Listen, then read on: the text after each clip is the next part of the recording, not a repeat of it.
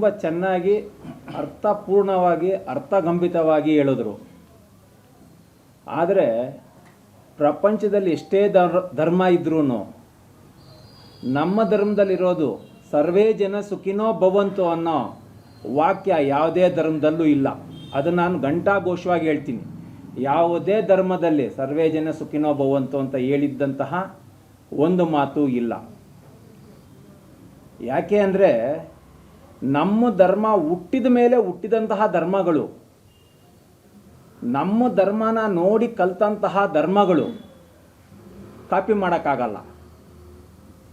ಮತ್ತು ನಮ್ಮ ಧರ್ಮ 900 ವರ್ಷ ಆಳ್ವಿಕೆ ಗುಲಾಮ್ಗಿರಿಲಾದರೂ ನಮ್ಮ ಧರ್ಮ ನಮ್ಗೆ ಬಿಟ್ಟೋಗಿಲ್ಲ. ಭಾರತದಲ್ಲಿ ಎಷ್ಟೋ ಸಣ್ಣ ಪುಟ್ಟ ಕಂಟ್ರಿಗಳಲ್ಲಿ ಬಂದು 20 ವರ್ಷ 30 ವರ್ಷಕ್ಕೆ ಕ್ರಿಶ್ಚಿಯನ್ ಕಂಟ್ರಿ ಆಗಿದೆ, ಮುಸ್ಲಿಮ್ಸ್ ಕಂಟ್ರಿ ಆಗಿದೆ, ಎಲ್ಲ ಆಗಿದೆ.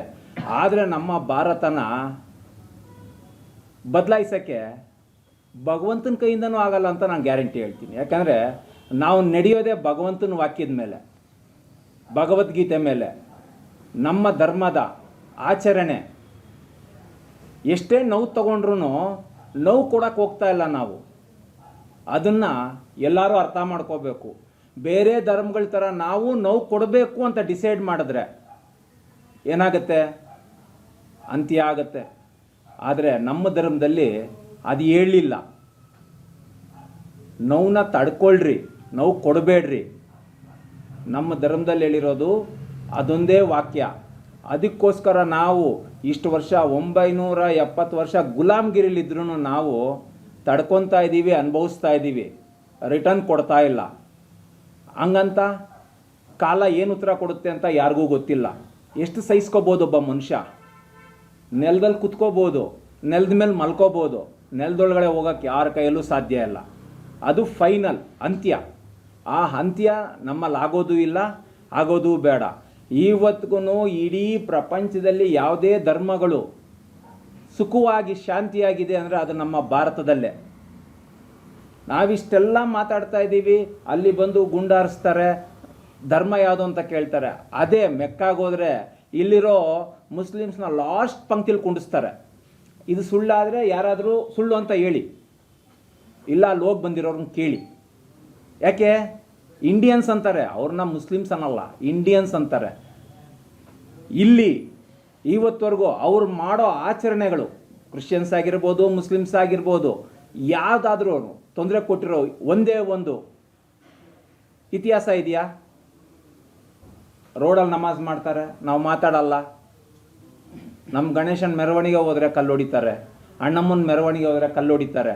ಹೊಡಿಯೋರು 4 ಜನ ಆದರೂ 400 ಜನ ನಾವು ಬೈತೀವಿ. ಹೊಡಿಯೋದು 4 ಜನನೇ, ಆದರೆ ನಾವು ಬೈಯೋದು 400 ಜನನ. ಅದನ್ನು 4 ಜನ ಅರ್ಥ ಮಾಡ್ಕೋಬೇಕು. ನಾವು ಮಾಡೋ ಈ ಕೆಲಸದಿಂದ ನಮ್ಮವ್ರಿಗೆ ನಾವೇ ಕೆಟ್ಟ ಹೆಸರು ತರ್ತಾ ಇದ್ದೀವಿ ಅನ್ನೋದು ಕಿಡಿಗೇಡಿಗಳು ಅರ್ಥ ಮಾಡ್ಕೋಬೇಕು. ನಾವು ಮುಸ್ಲಿಮ್ಸ್ ಅವ್ರನ್ನ ಉಗ್ರವಾದಿಗಳು ಅಂತ ಹೇಳಲ್ಲ. ಆದರೆ ಉಗ್ರವಾದ ಮಾಡೋರೆಲ್ಲ ಮುಸ್ಲಿಮ್ಸ್ ಅನ್ನೋ ಸತ್ಯನಾ? ನಾವು ಮುಸ್ಲಿಮ್ಸ್ನ ಯಾರು ನಾವು ಉಗ್ರವಾದಿಗಳು ಅಂತ ಎಲ್ಲೂ ಹೇಳಿಲ್ಲ. ಆದರೆ ಉಗ್ರವಾದ ಮಾಡೋರೆಲ್ಲ ಯಾರು? ಮುಸ್ಲಿಮ್ಸೇ. ಇದಕ್ಕೆ ನಾವು ಹೆಂಗೆ ಹೇಳೋಣ? ಹಿಂಗೆ ಹೇಳಿದ್ರೆ ನಾವು ಕೋಮುವಾದಿಗಳಾಗ್ತೀವಿ. ಮುಸ್ಲಿಮ್ಸ್ ಅವ್ರು ಹಿಂಗೆ ಮಾಡ್ತಾರೆ ಅಂತ ಹೇಳಿದ್ರೆ ನಾವು ಕೋಮುವಾದಿಗಳಾಗ್ತೀವಿ. ನಿಜ ಮಾತಾಡೋಕ್ಕೂ ನಮ್ಮ ದೇಶದಲ್ಲಿ ಕಷ್ಟ ಆಗಿದೆ ನಮಗೆ. ಉಗ್ರವಾದಿಗಳೆಲ್ಲ ಯಾರಿದ್ದಾರೆ? ಕ್ರಿಶ್ಚಿಯನ್ಸ್ ಇದ್ದಾರಾ? ಇಲ್ಲ. ಹಿಂದೂಗಳಿದ್ದಾರಾ? ಇಲ್ಲ. ಯಾರು? ಅವರೇ. ಅದನ್ನು ನಾವು ಹೇಳೋಕ್ಕೆ ನಾವು ನೊಂದ್ಕೊತೀವಿ. ಯಾಕಂದರೆ ನಮ್ಮ ಅಕ್ಕಪಕ್ಕ ನಮ್ಮ ಸ್ನೇಹಿತರು ಮುಸ್ಲಿಮ್ಸ್ ಇರ್ತಾರೆ. ನಾವಂದರೆ ಅವರೆಲ್ಲಿ ಬೇಜಾರು ಮಾಡ್ಕೊತಾರೋ, 4 ಜನಕ್ಕೆ ಬೈಯಕ್ಕೆ ಹೋಗಿ ನಮ್ಮ ಸುತ್ತಮುತ್ತ ಇರೋನೆಲ್ಲ ನಾವು ಒಂದು ಮಾತು ಅನ್ಬೇಕಲ್ಲ ಅನ್ನೋ ಒಂದು ನೊಂದುಕೊಂಡು ನಾವಿದ್ದೀವೇ ವಿನಃ ತಿರುಗಿ ಬೀಳಿಲ್ಲ. ಆದರೆ ಅವ್ರು ಅರ್ಥ ಮಾಡ್ಕೋಬೇಕು, ಸಹಬಾಳ್ವೆ ನಡೀತಾ ಇರೋದು ನಮ್ಮ ಭಾರತದಲ್ಲೇ. ಈ ಹಿಂದೂ ಧರ್ಮ ಎಲ್ಲಿರುತ್ತೋ ಅಲ್ಲಿ ಸಹಬಾಳ್ವೆಗೆ ಪ್ರಾಮುಖ್ಯತೆ ಇರುತ್ತೆ. ಇದನ್ನು ಉಳಿಸ್ಕೊಳೋದು ಬಿಡೋದು ಅವ್ರಿಗೆ ಸಂಬಂಧಪಟ್ಟಿದ್ದು. ನಾವು ಶಸ್ತ್ರ ಹಿಡಿಯಲ್ಲ ನಿಜ, ಆದರೆ ಮಿಲ್ಟ್ರಿಗಳಿದಾರಾ? ಶಸ್ತ್ರ ಹಿಡಿಯೋಂಥ ಮಿಲ್ಟ್ರಿಗಳಿದಾರ ನಮ್ಮ ದೇಶ ಕಾಯೋರು? ಅವರು ಹಿಡಿದೇ ಹಿಡಿತಾರೆ. ಅವಾಗ ನಾವು ಬೇಡ ಅಂತ ಹೇಳೋಕ್ಕಾಗಲ್ಲ. ಎಲ್ಲೋ ಮುಸ್ಲಿಮ್ಸು ತೊಂದರೆ ತಗೊಂಡ್ರೆ ಇಲ್ಲಿರೋ ಮುಸ್ಲಿಮ್ಸು ಪ್ರತಿಭಟನೆ ಮಾಡ್ತಾರೆ. ಅದೇ ಪ್ರತಿಭಟನೆ ಮಾಡೋರು ನೀವು ಮಾಡಬೇಡ್ರಿ, ನೀವು ನಮ್ಮ ಒಂದು ಧರ್ಮನ ಕೆಳಗಿಳಿಸ್ತಾ ಇದ್ದೀರಾ, ನಮ್ಮ ಧರ್ಮಕ್ಕೊಂದು ನಾಚಿಕೆಗೇಡಾಗ್ತಾ ಇದೆ ಅಂತ ಯಾಕೆ ಬುದ್ಧಿವಾದ ಹೇಳ್ತಾ ಇಲ್ಲ ಅವರು? ಅವ್ರಿಗೆ ಯಾಕೆ ಬುದ್ಧಿವಾದ ಹೇಳ್ತಾ ಇಲ್ಲ? ಇವಾಗ ನಮ್ಮ ಮನೆಯಲ್ಲೇ ಒಬ್ಬ ತಪ್ಪು ಮಾಡಿದ್ರೆ ನೀನು ತಪ್ಪು ಮಾಡ್ತಾ ಇದೀಯ ಅಂತ ನಾವು ಹೇಳ್ತೀವಿ. ಅವ್ರ ಧರ್ಮ ಹೆಸರು ಹೇಳ್ಕೊಂಡು ಅವ್ರು ತಪ್ಪು ಮಾಡ್ತಾ ಇದ್ದಾಗ ಅವ್ರು ಹೇಳ್ಬೇಕು. ಯಾಕೆ ಹೇಳಲ್ಲ ಅವರು? ಅಂದರೆ ನಾವು ಅವ್ರನ್ನೇನು ತಿಳ್ಕೊಳೋದು? ಒಬ್ಬ ಕಳ್ಳನಿಗೆ ಸಹಾಯ ಮಾಡಿದ್ರೆ ಕಳ್ಳ ಅಂತ ಹೇಳ್ತಾರೆ. ಒಬ್ಬ ಉಗ್ರವಾದಿ ಬಗ್ಗೆ ಅವರು ಧ್ವನಿ ಎತ್ತಿಲ್ಲ ಅಂದ್ರೆ ಅವ್ರನ್ನ ನಾವೇನು ಅನ್ಬೇಕು? ನಾವೇನಾದರೂ ಅಂದರೆ ನಾವು ಕೋಮುವಾದಿಗಳು ಇನ್ನೊಂದು ಮಾತಾಡ್ತಾರೆ. ಯಾವ ಲೆಕ್ಕಾಚಾರಕ್ಕೆ ನಾವು ಬದುಕಬೇಕು? ಎಷ್ಟು ಹಿಂದೂಗಳಿಗೆ ಎಷ್ಟು ದೇಶ ಇದೆ? ಇರೋದು ಒಂದೇ ದೇಶ. ಇದು ಬಿಟ್ಟರೆ ಸಮುದ್ರ ಬಿಟ್ಟರೆ ಇನ್ಯಾವುದೋ ಗತಿ ಇಲ್ಲ. ನಾನಾಗಲಿ ನೀವಾಗಲಿ ಯಾರಾದರೂ ಅಷ್ಟೇ ಅಲ್ವಾ? ಇಲ್ಲಿಂದ ಓಡಿಸಿದ್ರೆ ಸಮುದ್ರ 3 ಸೈಡ್ ಇದೆ. ಯಾವುದಿದೆ ನಮ್ಮ ದೇಶ? ಇರೋ ಒಂದು ದೇಶನ ನಾವಿರೋ ಮನೆನ ದಿನಕ್ಕೆ 2 ಸಲ ಕಸ ಗುಡಿಸ್ತೀವಿ.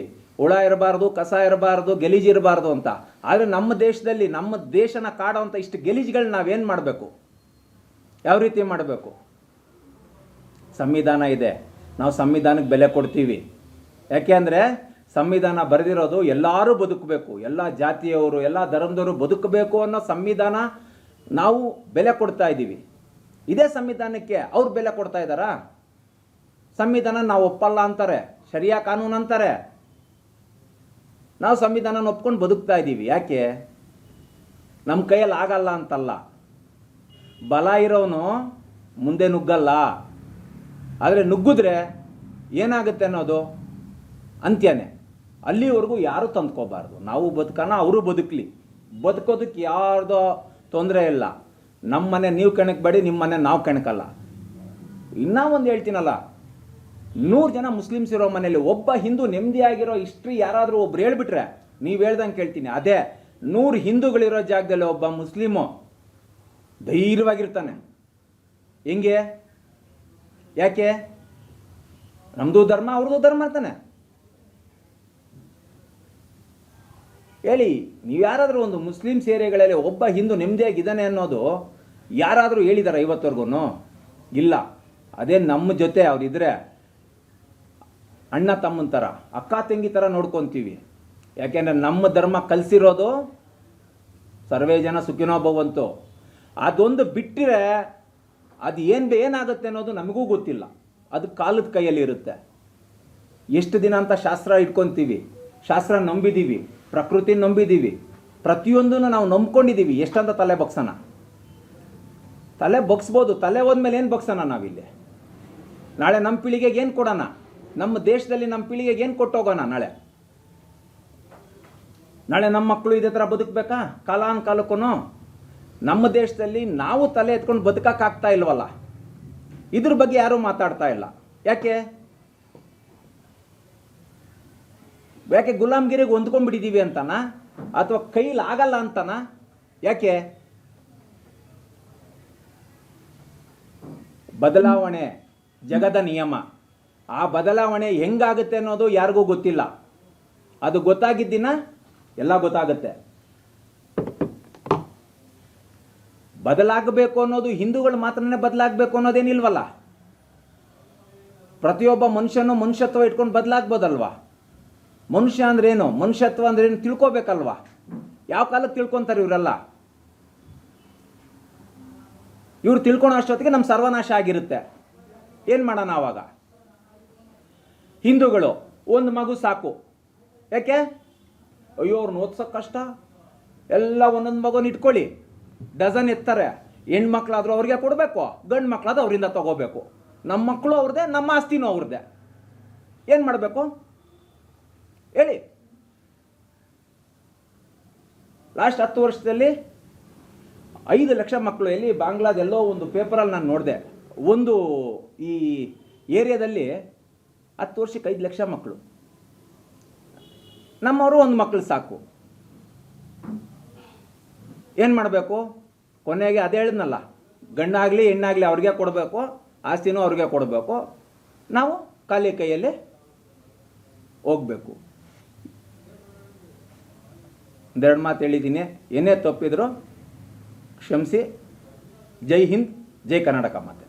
ನನ್ನ ಹೆಸರು Vishwanath, state youth vice president ಆಗಿದ್ದೀನಿ, ಅಖಿಲ ಭಾರತ ಹಿಂದೂ ಮಹಾಸಭಾ. ಸ್ನೇಹಿತರೆ, ಕರ್ನಾಟಕದ ಯುವಜನತೆ, ಸಮಯ ಬಂದಾಗಿದೆ.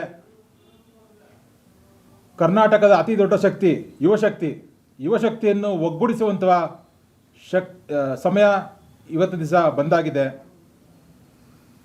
ನಾವುಗಳು ನಿಮ್ಮ ಹಳ್ಳಿಗೆ, ನಿಮ್ಮ ಜಿಲ್ಲೆಗೆ, ನಿಮ್ಮ ತಾಲೂಕಿಗೆ ನಾವು ಬರ್ತೀವಿ. ನಮ್ಮ ಜೊತೆ ನೀವೆಲ್ಲರೂ ಕೈ ಜೋಡಿಸಿ ಒಂದು ಬಲಿಷ್ಠವಾದ ಹಿಂದೂ ಯುವ ಸೇನೆಯನ್ನು ಕಟ್ಟೋಣ ನಮ್ಮ ಕರ್ನಾಟಕದಲ್ಲಿ. ಹಾಗೂ ನಮ್ಮ ಹಿಂದೂ ಪರ ಎಲ್ಲ ಕಾರ್ಯಕ್ರಮಗಳನ್ನು ಇನ್ನು ಮುಂದೆ ಹಮ್ಮಿಕೊಳ್ಳೋಣ. ಇನ್ನು ಮುಂದೆ ಹಿಂದೂ ಮಹಾಸೇನೆ, ಹಿಂದೂ ಯುವ ಸೇನೆ ಕರ್ನಾಟಕದಲ್ಲಿ ಅತ್ಯಂತ ಬಲಿಷ್ಠವಾಗಿ ಕಾರ್ಯರೂಪಕ್ಕೆ ಬರುತ್ತೆ. ಹಾಗೂ ಸಂಘಟನಾ ದೃಷ್ಟಿಯಿಂದ ನಾವು ಇಡೀ ರಾಜ್ಯವನ್ನು ಪ್ರವಾಸ ಕೈಗೊಳ್ತಾ ಇದ್ದೀವಿ. ಇಡೀ ರಾಜ್ಯ ಪ್ರವಾಸ ಕೈಗೊಂಡು ಸಂಘಟನೆಯನ್ನು ಬಲಪಡಿಸಿ ಹಿಂದೂ ಯುವಕರನ್ನು ಒಟ್ಟಿಗೂಡಿಸಿ ಇನ್ನು ಮುಂದಕ್ಕೆ ಕರ್ನಾಟಕದಲ್ಲಿ ಯಾವುದೇ ಹಿಂದೂಗೆ ಅನ್ಯಾಯ ಆದರೆ ನಾವಿದ್ದೀವಿ ಅನ್ನೋ ಒಂದು ಅಭಯನ ಈ ಮುಖಾಂತರ ಎಲ್ಲರಿಗೂ ತಿಳಿಸೋಕ್ಕೆ ಇಚ್ಛೆ ಪಡ್ತೀವಿ. ಜೈ ಹಿಂದ್, ಜೈ ಭಾರತ ಮಾತೆ, ಜೈ ಶ್ರೀರಾಮ್. ಸ್ವಾದಿಷ್ಟತೆಯ ಸ್ವಾದ, ತಾಜಾತನದ ಆಹ್ಲಾದ, ಉತ್ತಮ ಆರೋಗ್ಯ ಮತ್ತು ಹೆಚ್ಚಿನ ರೋಗ ನಿರೋಧಕ ಶಕ್ತಿಯ ವೃದ್ಧಿಗೆ ಈಗ ನಿಮಗೆ ಸಿಗುತ್ತಿದೆ ಉತ್ತಮ ಗುಣಮಟ್ಟದ ಪೌಷ್ಟಿಕಾಂಶ. Shri Vaidik millet health mix. ಇದು ಸಿರಿಧಾನ್ಯಗಳ ಸಂಪತ್ತು.